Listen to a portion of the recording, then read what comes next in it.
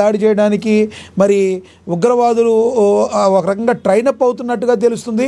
మరి హైదరాబాద్లో దీని మూలాలు బయటపడటం మనకి చాలా కలవరాన్ని అయితే గురి చేస్తుంది. ఒకవైపు చూస్తేనేమో టీటీడీలో లడ్డూకు సంబంధించినవి కల్తీ మనవాళ్ళు మనవే కల్తీ అయినాయి అంటారు.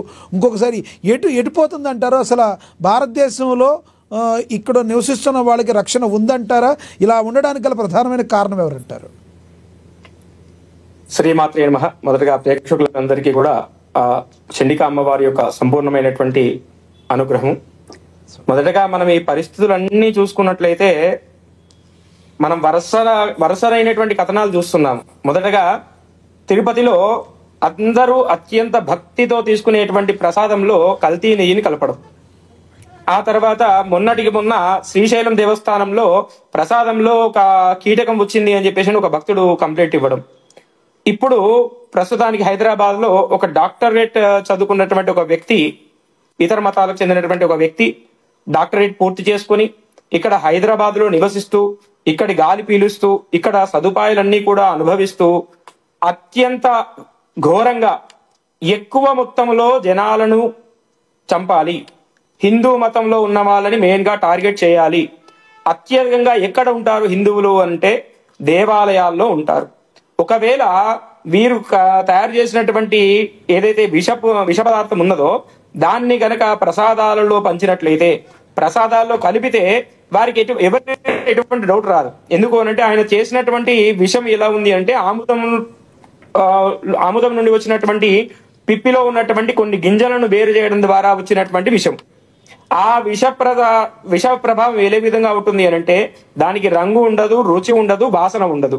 సో దాన్ని మన ప్రసాదంలో ఈజీగా కలిపితే ఆ ప్రసాదాన్ని భక్తులు తీసుకుంటారు. స్లోగా వారి యొక్క మరణం అనేది సంభవిస్తుంది కదా.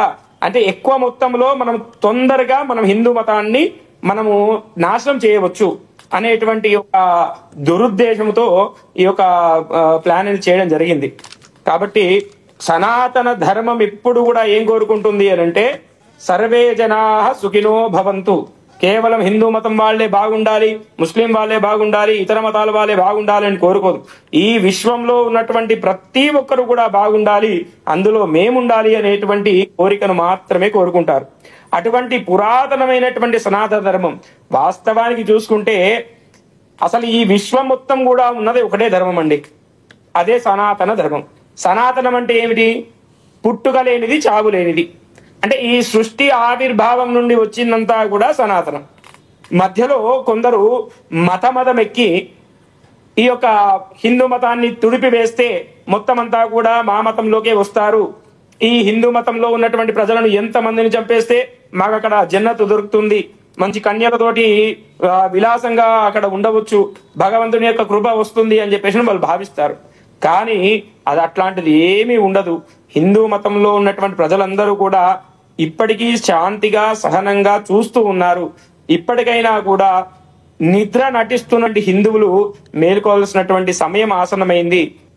అదేవిధంగా దేవాలయాల్లో కూడా అందరూ కూడా అత్యంత అప్రమత్తంగా ఉండవలసినటువంటి సమయం ఆసన్నమైంది. ఎందుకు అనంటే ఎవరు ఏ విధంగా ఉంటున్నారు అనేటువంటి విషయం మనము ఏర్పాటు చేయలేకపోతున్నాం. ఉదాహరణకి చూసుకుంటే మనం ఇక ప్రభుత్వాలు కూడా మన హిందూ ఆలయాల్లో ప్రసాదం కాంట్రాక్ట్ అన్ని కూడా వేరే మతాలకు ఇస్తున్నారు. ఎందుకు మతంలో లేరా వారు ప్రసాదం చేసేవాళ్ళు?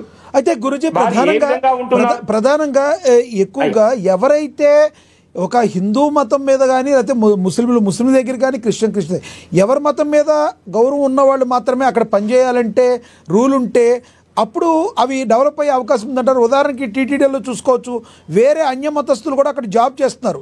ఇలా చేయడం వలన కూడా అక్కడ గౌరవం లేకపోతే ఇలాంటి జరిగే అవకాశం ఉందంటారా? ఖచ్చితంగా ఉంటుందండి.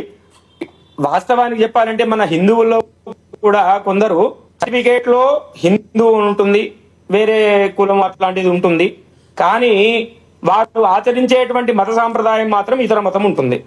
సరే, నీకు ఆ మతం మీద శ్రద్ధ ఉంటే ఆ మతాన్ని పాటించు, మేము వద్దంటలేము.